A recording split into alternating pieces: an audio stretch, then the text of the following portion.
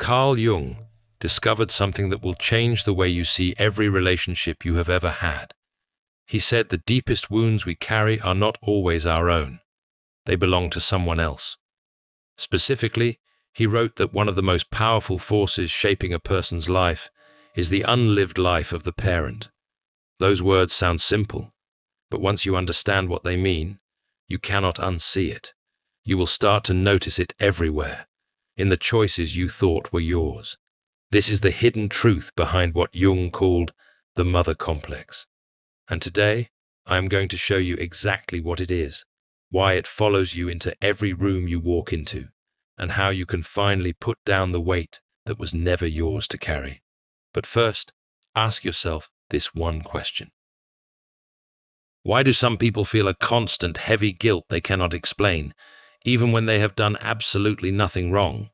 Not guilt about something specific, just a low, grinding feeling that they are somehow wrong, that they take up too much space, that they are too much or not enough. That feeling does not come from nowhere, and it did not start with you. Jung called this kind of invisible guilt a sign that a person is not living their own life. They are living someone else's. And in most cases, that someone else is their mother. This is not about blame. This is not about turning you against the woman who raised you. This is about understanding a psychological pattern so deep and so quiet that most people go their entire lives without ever seeing it. They spend decades in therapy, in relationships, in careers, and in cycles of anxiety, never realizing that the voice in their head saying you are not enough is a borrowed voice, and you borrowed it before you were old enough to know you were doing it. This is the mother complex, and here is the first thing most people get wrong about it. Jung did not describe a complex as something broken. A complex is simply a cluster of emotions, memories, and associations that have gathered around a core archetype. The mother archetype itself holds the capacity for warmth, nourishment, protection, and unconditional love. Those are real. Those are also part of the complex. The problem is not the complex existing. Every person alive has one. The problem is, when it has been loaded with so much unprocessed material from the actual mother, the real woman with her own wounds and unlived life, that it begins to operate on its own. When it starts making your decisions. When it runs in the background of every relationship, every boundary you try to set, every moment you almost allow yourself to rest. That is when the complex stops being a natural part of the psyche and becomes what Jung called an autonomous force. A ghost, if you will. One that does not haunt your house. It haunts your decisions. It speaks when you are about to set a boundary. It whispers when you are starting to feel joy. It tightens your chest when someone offers you love without conditions. It is a ghost that learned your voice so well, you started to think it was you. Today, we are going to bring it into the light. Consider a case profile drawn from the composite patterns Jung documented across his clinical work.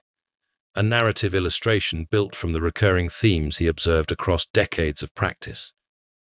Picture a man in his mid-30s. He comes in looking successful on the outside. Good job, pleasant enough personality, a few relationships in his past. But inside, he describes himself as hollow. Like a building with a beautiful facade and nothing behind the walls. He says he does not know who he is. He says he has never known. As the sessions progressed, something surprising emerged. He was not hollow, he was full. But what he was full of did not belong to him. Every major decision he had ever made, from his career to his friendships to his sense of what he deserved, had been shaped not by his own desires, but by his mother's unexpressed needs. She had never told him directly what she needed. She did not have to. Children do not need words. They read the atmosphere. They feel the tension in the room before a single sentence is spoken. This man had grown up as what Jung called an emotional shock absorber. His mother carried a deep, unprocessed sadness. She had given up dreams she never spoke about. She had swallowed anger she never let out. And because she could not face those feelings herself, they leaked out into the household like a slow, invisible gas, and her son breathed it in every day. Jung had a specific term for what was happening between them. He called it participation mystique, a state where the child has not yet fully separated psychically from the parent, where the boundary between their inner world and the mother's inner world is still porous. The child does not decide to absorb the mother's emotional material. They simply exist within her psychic field. And because that field is charged with everything she cannot face in herself, it flows directly into the child. Silently, before the child has any words for what is happening. He was not doing it consciously. Neither was she. That is what makes the mother complex so powerful. It does not operate in the open. It operates in the spaces between words. This is where Jung's concept of the shadow becomes essential. Every person has a shadow. It is the part of yourself you cannot look at. The feelings you were told were unacceptable. The dreams you were told were unrealistic. The parts of you that received silence, shame, or confusion when they tried to come out.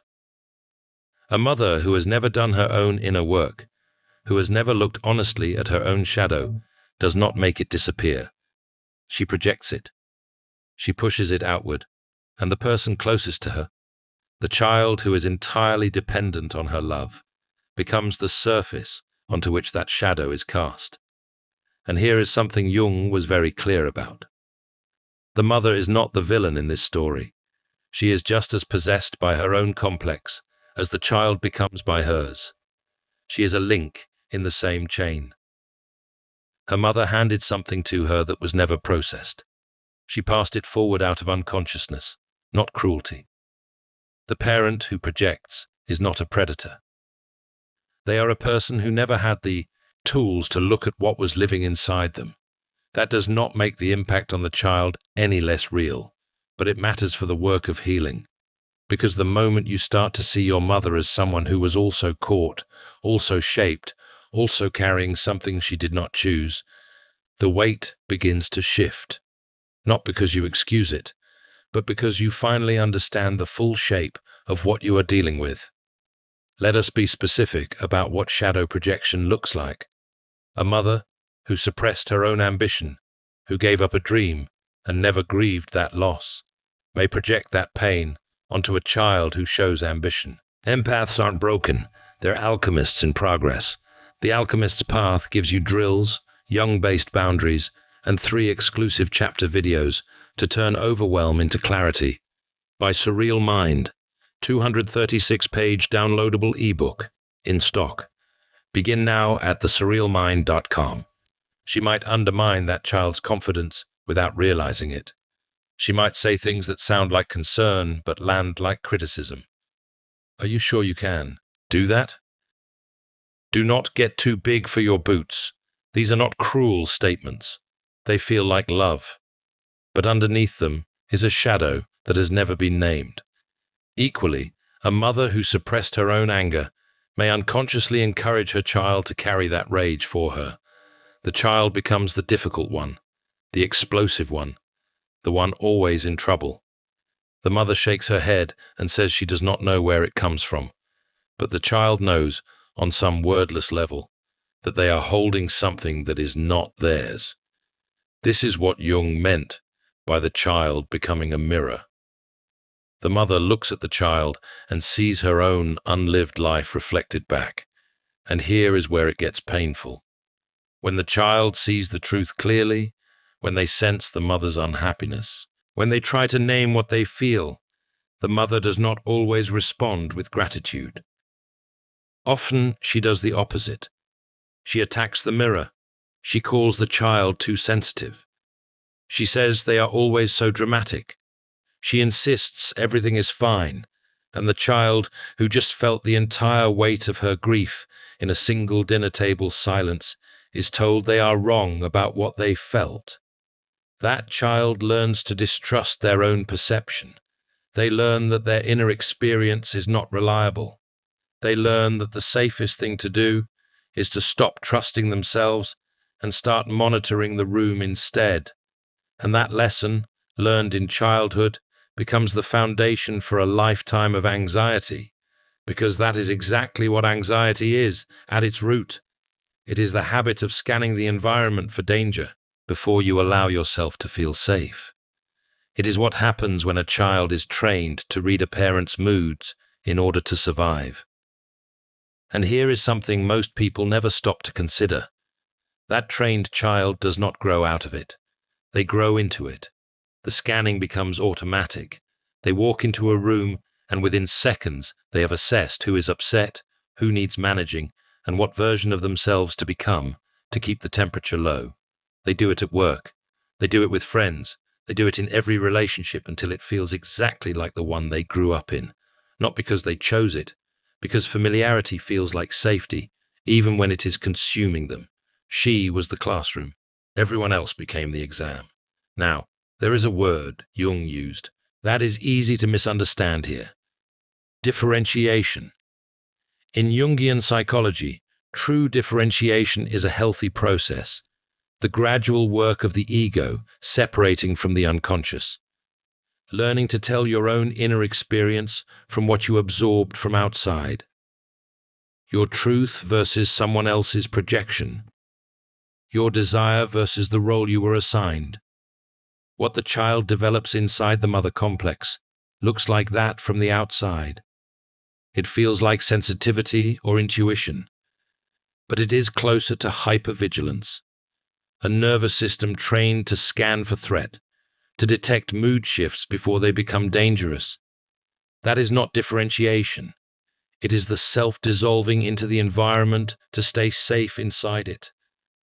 True differentiation cannot begin until the work of healing starts, until the person can stop scanning long enough to ask what they themselves actually feel.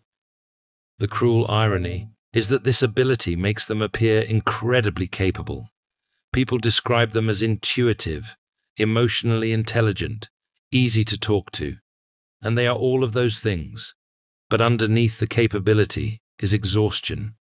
They are not just feeling their own feelings, they are feeling everyone else's too. They became so good at tracking other people's inner worlds that they never had the chance to build a solid map of their own. That is not a personality trait. That is a wound wearing the costume of a strength. That shadow projection does not stay inside the house. It follows the child into adulthood. It shows up in the workplace, where they over-deliver and under-ask. It shows up in romantic relationships, where they attract partners whose emotional needs mirror the same dynamic they grew up in. It shows up in their inner life, where the voice that tells them they are a burden sounds so familiar, they stopped questioning whether it is even true. Because that shadow entered the child's daily life in the most ordinary ways. It lived in the praise that only came when the child performed. It lived in the silence that descended when they expressed a need. It lived in the subtle message, never spoken aloud, that love was conditional, that it had to be earned, that it could be taken away. And now that child, grown into an adult, still earns it. Every single day. They work harder than they need to. They apologize more than necessary. They shrink themselves in conversations. They feel guilty for having needs. They mistake calm for love and call it security. None of this was chosen. It was absorbed. It was learned before language. It was written into the nervous system before the conscious mind had any say in the matter.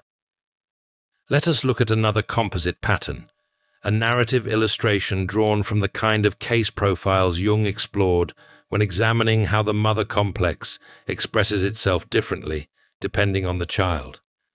Picture a woman in her early 40s. She came in describing a recurring feeling that she was always somehow disappearing. Not in a dramatic way, just a slow fade. In conversations, she would start to say something and trail off, as if she had forgotten she had a right to finish. In relationships, she consistently chose people who needed saving. She described herself as a fixer. What she had not yet connected was why. What emerged over the course of her sessions was this. Her mother had been a woman of sharp emotional intelligence who had never been allowed to use it. She was perceptive and capable and entirely submerged by a life she had not chosen. She loved her children. She also, without ever meaning to, used her daughter as a confidant. She leaned on her in ways that reversed the natural order of caregiving. The daughter grew up feeling that her mother's emotional survival depended on her. She never got to be the child in that relationship. She became the parent.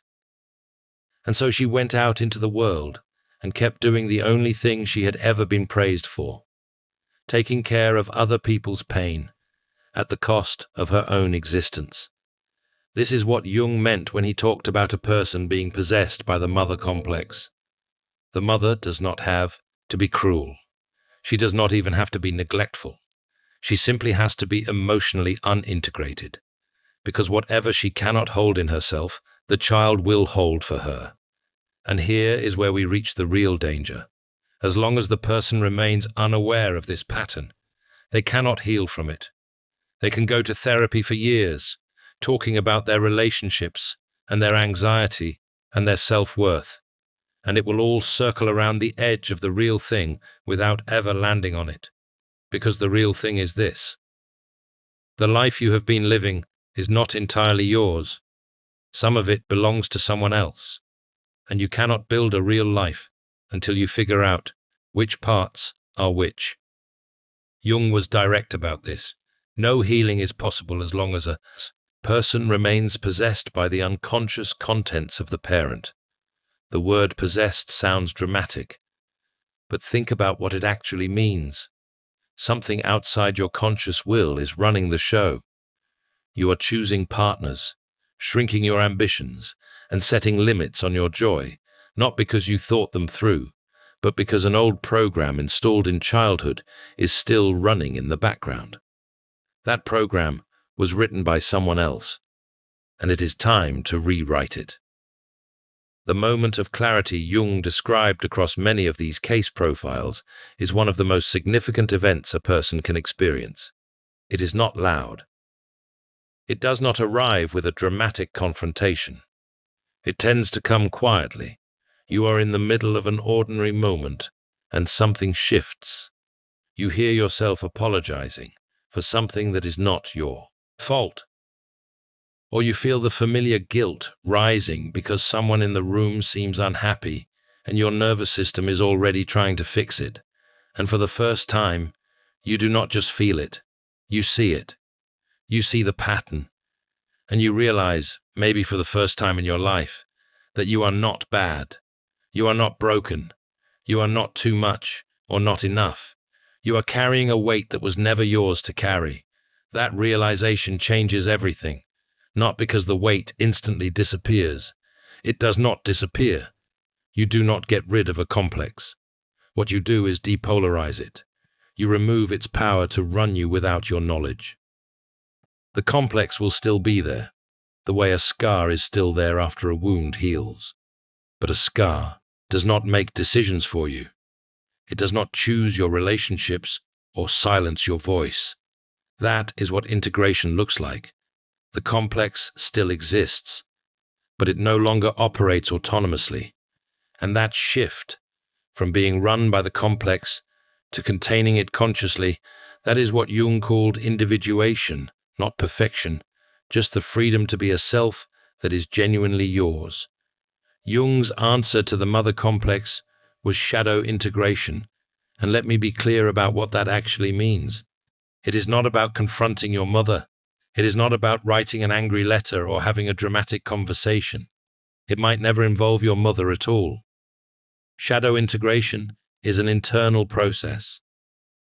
It is the work of going back through your own interior and finding the places where you accepted a false story about yourself and replacing it with the truth. The truth is this: your sensitivity is not your weakness. It is your weapon.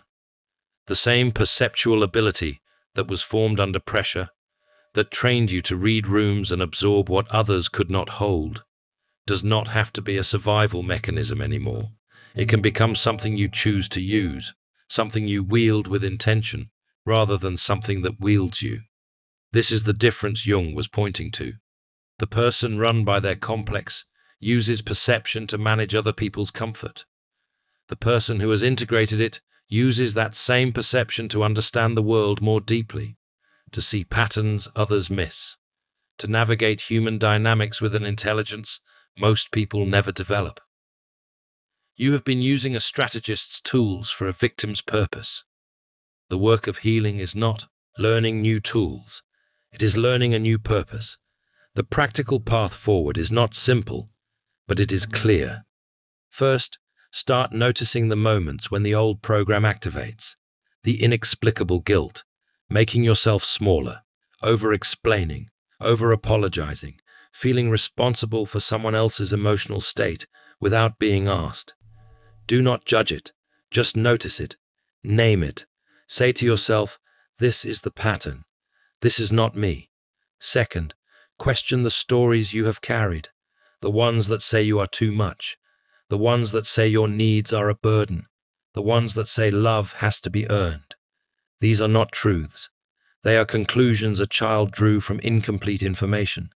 They served a purpose once, but you are not a child anymore, and the peace you were keeping was never really peace. Third, let yourself be seen, not the version of you that manages the room, the actual you, the one with desires and frustrations and limits, the one who wants things without justifying them. That person is real. That person has been waiting a very long time. Fourth, and this one is quietly the most powerful, start practicing the reality of your own experience. When you feel something, do not check whether someone else agrees before you allow yourself to feel it. You feel it first. You trust it first. That is the opposite of everything the mother complex taught you. And it is exactly the muscle you have to build. One moment at a time, choosing your own inner reality over the habit of seeking permission to have one. Jung believed that the individual is the carrier of change, not systems, not movements, not mass events. The individual who does the interior work and shows up in the world more whole, more honest, and more genuinely themselves. That is where cycles break. Your mother was shaped by her mother. Her mother was shaped by hers. Somewhere in that long line, there was an original wound that was never looked at. It got passed down, not through malice, but through the simple human tendency to push away what we cannot bear to feel. You do not have to pass it on. You can hold it up to the light and say, this is not mine. This was borrowed, and I am giving it back. Not with anger, not with blame, with clarity, with compassion, and with the firm decision to live a life that is actually yours.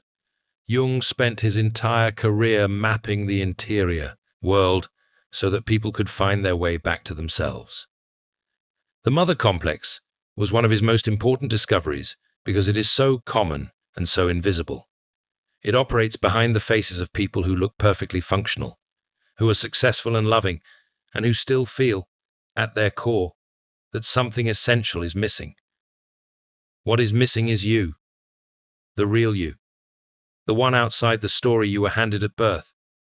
You are not your mother's unlived life. You are not her unresolved grief. You are not the mirror she needed or the shock absorber her household required. You are a separate person, a whole person, with your own voice, your own needs, your own right to take up space without apology. That is not arrogance. That is basic psychological truth. And Jung would tell you that claiming it is not a luxury. It is a necessity. Because a person who lives inside someone else's story does not just suffer themselves. They pass the pattern on. Breaking the cycle starts with seeing it. And seeing it starts with asking the uncomfortable question, whose life am I actually living? If something in this video landed on a truth you have been carrying for a long time, write something in the comments. Write, I am living my own life. Not because it is fully true yet, but because saying it is the first act of making it real. Your nervous system needs to hear it. You are not broken. You are not too sensitive. You carry this weight not because something is wrong with you, but because you were strong enough to pick it up at an age when you had no choice. In The Alchemist's Path, perception training for empaths, you'll turn overwhelm into wisdom with practical drills, Jung-inspired boundaries, and step-by-step perception training. This guide includes 3 exclusive chapter videos to deepen each lesson. Written by Surreal Mind, 236 pages, beautifully designed 8.5 by 11 downloadable ebook, in stock now. Start your training today. Feel deeply while thinking clearly. Get The Alchemist's Path at thesurrealmind.com.